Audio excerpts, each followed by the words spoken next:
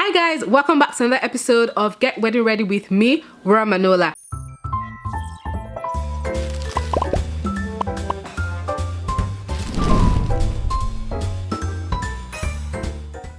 Whew, guys, it's been a while. I have said that your girl has not been on YouTube for a minute.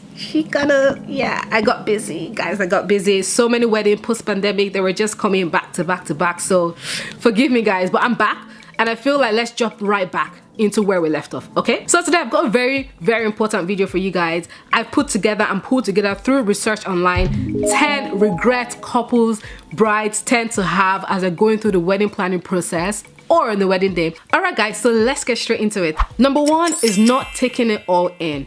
Loads of people say they regret not taking it all in on the day. Something I tell all my couples the morning of their wedding, you don't get this day back. You have 364 days to worry and stress. This day, you've put too much time and energy to stress and worry. Make sure you have fun.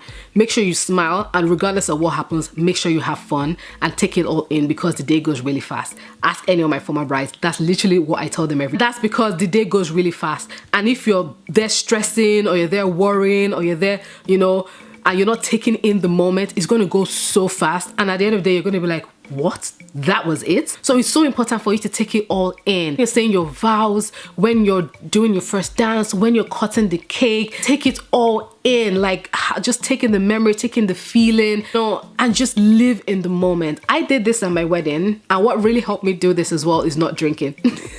Wanted to take it all in, and I did.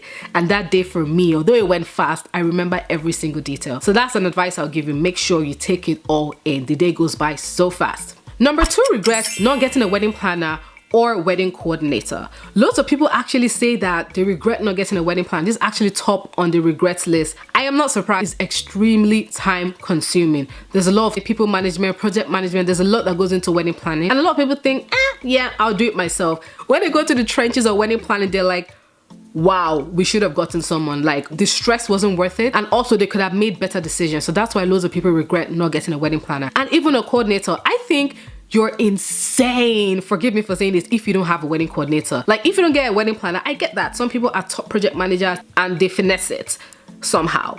But not having someone on the day, girl, who's going to make sure your vendors arrive on time? Who's going to make sure that everything is the way it's supposed to be? Who's going to make sure that everything comes together? Your venue coordinator is not a wedding coordinator. So you're going to have so many people asking questions on the day because you're their point of contact. So I think it's so important to get a wedding planner, or at the very minimum, get a wedding coordinator, someone who can bring everything together. The next regret here is some people say they wish they didn't stress so much. I actually share in this regret because I planned my wedding myself, and I already had been planning skills because I was just, setting up my company at that time, and I was so stressed. I've talked about this in my past videos. I was so stressed I was in a hospital 3 days before my wedding, and doctors didn't even know what was wrong with me. I think it was just stress. I broke down. Looking hindsight, I feel like a lot of people think, why did I stress that much? Was it worth me stressing? And especially on the day as well. I feel like there's some things that make people stress. Like maybe they see an auntie where they're not supposed to be, or someone comes into a photo they're not supposed to be in, or something they wanted to happen didn't happen the way it was supposed to happen, and they're stressing and they let it consume them. When they go back after the day, they're like, dang, was that really worth it? Like, did I have to stress that much? So I think this is one common regret. And I think it goes back to the not taking it in and what I was saying in the beginning, that you need to make sure that you choose to have a great day regardless. Because one thing I always say is any big project or any event doesn't go 100% smoothly. We're humans, something might happen. You have to choose to not let anything affect you on that day. After that day though, I'm joking. All right, let's go to the next point. The next point is some people regret not splurging on a wedding photographer or / videographer. Now, one thing I will say is after the wedding is all said and done, after the pretty flowers are there, the guests, the music, the food, the only thing you have as evidence that that wedding happened, that you can use to tell your children and get passed on from generations to come, is your pictures and also your videos. It's so important for you to invest in a good photographer and a good videographer. Every other regret, I feel like you can live with it, but that regret is quite monumental because every time you see that video and or photo and it's not what you wanted or it wasn't captured properly, you will get pissed off all over again. So imagine something that's meant to bring you joy upsetting you. So that's what I'll say. Make sure you get a good photographer and a good videographer. The next regret that people tend to have, or brides in particular tend to have, is not going for a makeup or hair trial. I always say this, it's really, really important that you go for a hair and makeup trial. It is worth it, so that there are no surprises on that day. Granted, some people are so amazing at what they're doing. You're like, you know what, this is the hairstyle I want. You've done it for 10 brides, I trust you. That's okay, and that might as well work. But what if that style you wanted does not suit you? If you go for a trial, you can probably do an updo. If that doesn't suit you, you can say, okay, can we do something else? On your wedding day, once that lace is down, there's nothing you can do. So I always recommend my clients to go for a makeup or hair trial. It is worth it.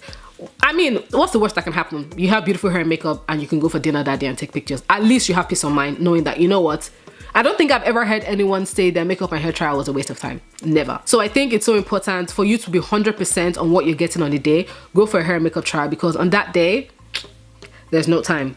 Another regret coming up for this is some people regret not paying extra hours for certain vendors to stay. So some people book the basic packages. For example, makeup only, so she comes, then do your makeup and leave. Hair only, comes, do your hair and leave. Or photographers for a certain time, videographer for a certain time, coordinators, and that's it.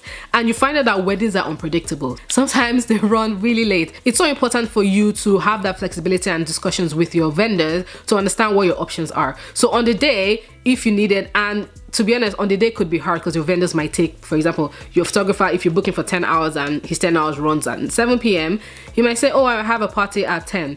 Or your DJ, maybe your DJ is booked till midnight. He might say, oh, I've got a club gig at 1. So in advance, make sure you book as much hours as you might need, and then work with a wedding planner with this. A wedding planner would help you decide how many hours and how long you need your vendors for. But this is one of the regrets that I saw pop up, that in particular, a bride saying that she wishes she extended her makeup artist to stay on the day, because especially if you're crying, if you're sweating, I think 100%, except you're a makeup finesser, have your makeup artist stay for the whole day, because you just never know. And if anything happens, everyone's just gonna be like, well, I ain't touching that. I don't want to make it worse. The next regret that I have here is not wearing comfortable shoes. This is another regret that I've seen popping up, that brides have been so uncomfortable on the day. Like, their heels are pretty, but dang, they hurt. One thing I will say is have sneakers or slippers or something comfortable that you can change into, especially if your dress covers it.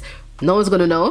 How would they know? How would they know? So it's so important for you to, you know, have something to slip into, because it's a whole day. Wedding days could be literally anything from 10 to 12 to even 20 hours. So I think it's so important for you to definitely have comfortable shoes to slip into. All right, next one. The next one is not eating at the wedding. Some couples and brides have a whole, like, not only food, they have, like, you know, cake station, they have, you know, sweets, they have candy, ice cream, they don't taste nothing. And I think it's such a regret, because you spent all this money, and granted, obviously it's to host your guests, but it's also your wedding. It'll be good to know how the food at your wedding tasted. Some people are like, I didn't taste anything. And I think when you spend that much money and you don't taste it, it's kind of like, oh, you know, dang, I wish I did. So that's one. I would say definitely carve out time for you to have food, especially when all your guests are having food. It's a perfect time for you to also have food. Make sure you put something in, and make sure you have like canapes or just something. Keep yourself full, because you need all the energy you can get.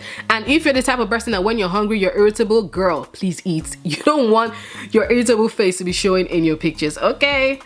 All right, so we're almost at the end. The next common regret is not picking the right dress. This is a really common regret, and one that I share as well. A lot of brides think they can do better when it comes to their wedding dresses. Some feel they were forced to pick a dress because they didn't have enough time. Some people think they just got really overwhelmed and picked a dress.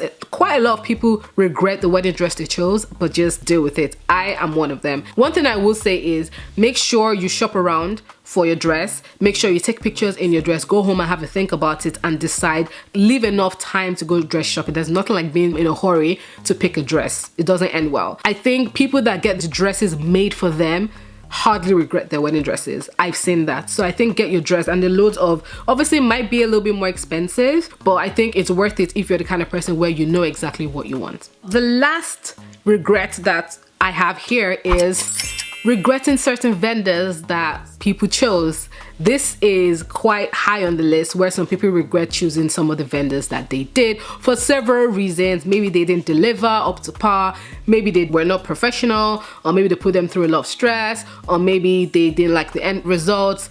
But one thing I will say is definitely take out the time to research your vendors, to ask around how your vendors are, to look through their work. Also, a planner can help you with this. Go through a wedding planner, and you know, a planner has tried and tested vendors. I would not recommend vendors that don't work. The clients that have wedding planners, I promise you, very few of them have regrets on the vendors that they choose, because the planner has already gone to do their due diligence and work to make sure that they're the right vendors. So yes, these are 10 common regrets out there from brides and couples. I hope this has really helped you thinking of things that you need to do for your wedding. Do you want to get comfortable shoes? Do you want to make sure you eat on your wedding day? Do you want to make sure you take it all in on your wedding day? Do you want to make sure you pay an extra amount for that makeup and hair trial? Or perhaps you want your makeup artist to stay till the end, so in case you cry or anything. I hope this video has helped. There's so many regrets out there. I thought let me just bring it to like 10 common regrets. If there's any regret that you had on your wedding day and you want to make sure that certain brides and couples don't make the same mistake, please pop them down in the comment below. And also, if you're a bride and you're a couple and you're getting married, I've got a wedding planning checklist. Please click the link down below to go through my checklist. It takes you through your wedding planning process from the beginning to the end. And make sure you don't forget anything. Also, I'm a wedding planner. If you're looking for a wedding planner, please do get in touch. My website is www.manolalux.com. My email is wura@manolalux.com. And on Instagram, I'm at Manola Lux Weddings. So thank you guys so much, and I hope this video was very useful.